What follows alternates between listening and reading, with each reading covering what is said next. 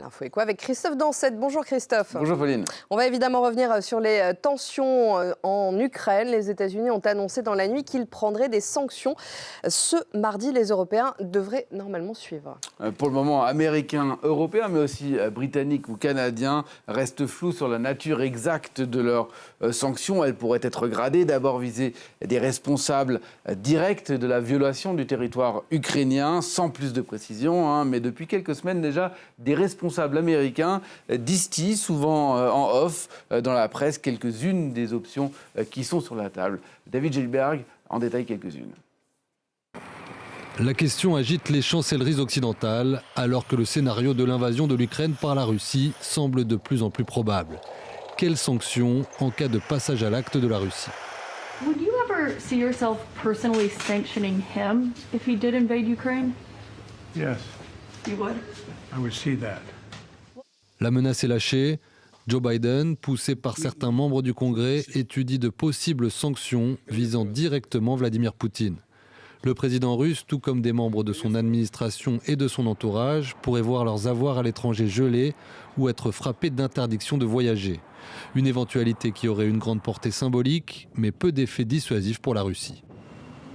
Autre option mise sur la table à Washington, l'interdiction d'exportation vers la Russie de produits américains, en particulier des circuits intégrés fabriqués pour la plupart par des firmes américaines.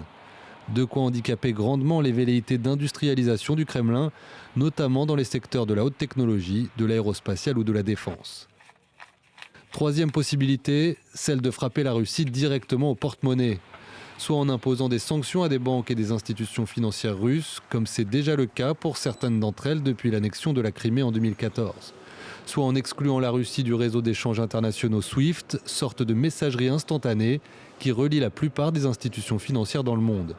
Peut-être l'option qui pénaliserait le plus fortement l'économie russe, mais qui paralyserait une bonne partie des transactions internationales.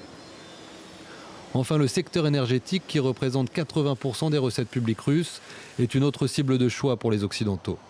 Certaines compagnies pétrolières et gazières proches du Kremlin sont déjà sous le coup de sanctions américaines et européennes depuis 2014.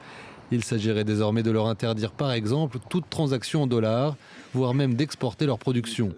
Un chantier est particulièrement ciblé par Washington. Gas is not flowing through Nord Stream 2 yet, which means that the pipeline is leverage for Germany, the United States and our allies.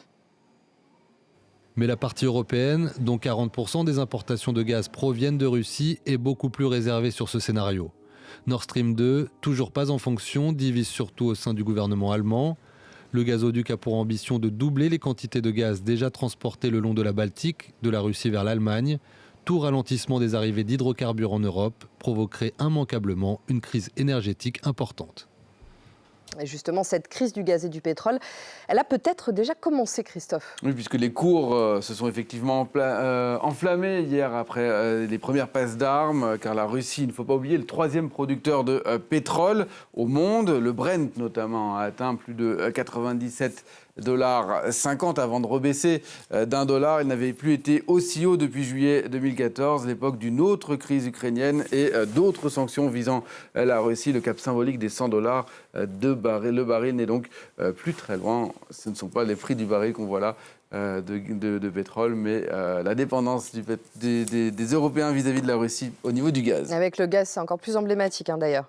Oui, puisque les prix du gaz coté à New York s'envolent de plus de 7% ce matin. Alors certes, on est encore loin des niveaux d'il y a encore quelques semaines, mais les éventuelles sanctions russes sur le gaz russe devraient avoir des conséquences sur le prix, alors qu'ils sont déjà ces prix très hauts, on le sait, et que ça handicape directement les Européens. Et puis le risque que Moscou coupe le robinet du gaz en répercussion des sanctions inquiètent, en particulier les Européens, qui sont extrêmement dépendants du gaz russe. Près de la moitié des importations proviennent de Russie, comme on a pu le voir sur le graphique précédent, avec une forte hétérogénéité. Certains États comme la Finlande, l'Estonie, la Lettonie sont même dépendants à plus de 75%, l'Autriche à 100%, alors que l'Espagne n'importe absolument rien de Russie. La France, elle, n'est dépendante que 20%. Un mot des marchés, ça se répercute sur eux, évidemment.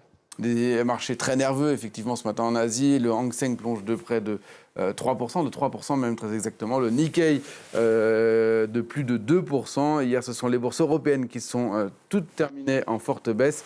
Puis surtout la bourse de Moscou, l'indice de référence, le MOEX, s'est effondré de plus de 10%, avec des valeurs comme Gazprom ou le Rosneft qui plongeaient de 18%. Comme quoi la Russie aussi risque de payer très cher cette situation. Merci Christophe, c'était l'Info Éco. Reste avec nous.